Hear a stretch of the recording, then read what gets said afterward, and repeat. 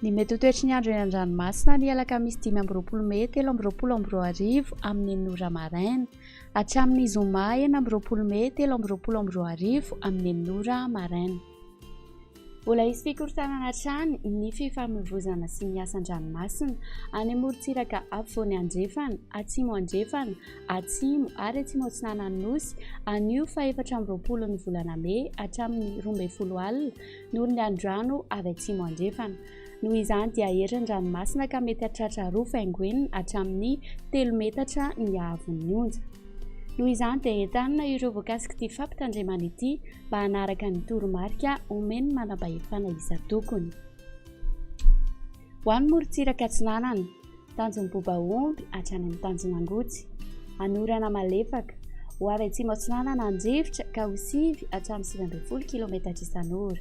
Mety hahatratra 20 km isan'ora izany. Anonjabe ny ranomasina, ny haavon'ny onja dia 2.2 hatramin'ny 2.9 metatra. Tanjonangotsy hatrany Manoro, anorana amin'ny ankapobeny, ho avy atsimon-drivotra ka ho 9 hatramin'ny 18 km isan'ora. Mety hahatratra 17 km isan'ora indraindray ny tolakandro sy ny amin'ny maraimbe. Anonjabe ny ranomasina, ny haavon'ny onja dia 2 metatra fa mety hahatratra 2.3 metatra indraindray any amin'ny faran'ny fe-potoana. Manoratra ny taolan'ny aro, anorana ny andro saika manerana ny morontsiraka, ho avy atsimo atsinanana andrivotra ka ho sivy hatramin'ny 19 km isan'ora. Ho avy atsimo any amin'ny tapany avaratra amin'ny faran'ny fe-potoana. Anonjabe ny ranomasina na ahery indraindray any atsimo ny farafangana. Ny haavon'ny onja manodidina ny 2 metatra fa mety hahatratra 2.7 metatra rehefa manalavitra ny morontsiraka noho ny alin-drano avy atsimo. Taolan'ny aro hatrany Tanjony Vohimena, andrahoana vitsy, ho avy atsinanana andrivotra ka ho sivy hatramin'ny 19 km isan'ora. Mety hahatratra 20 hatramin'ny 17 km isan'ora any amin'ny faran'ny fe-potoana. Ahery amin'ny ankapobeny ny ranomasina, ny haavon'ny onja dia 2.9 metatra ary hisy alin-drano avy atsimo andrefana.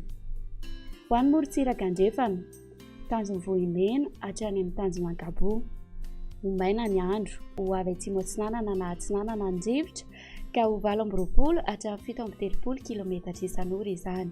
Ahery ny ranomasina, ny haavon'ny onja dia 2.4 metatra fa hanomboka hiena miandalina izany ny zoma maraina. Hisy alin-drano avy atsimo andrefana. Tanjonankaboa hatrany amin'ny Tanjony Vilanandro, hibalika ny masoandro, ho avy atsimo andrivotra ka ho 9 hatramin'ny 20 km isan'ora. Mety hahatratra 17 km isan'ora indraindray manamorona ny Melaky sy Morombe. Ho avy atsinanana kosa any atsimo Morondava any faran'ny fe-potoana ka ho 9 hatramin'ny 20 km isan'ora. Anonjabe ny ranomasina na ahery indraindray manakaiky any Morombe. Ny haavon'ny onja 2 hatramin'ny 2.3 metatra fa hiena hatrany amin'ny 2.10 metatra izany any amin'ny faran'ny fe-potoana. Hisy alin-drano avy atsimo.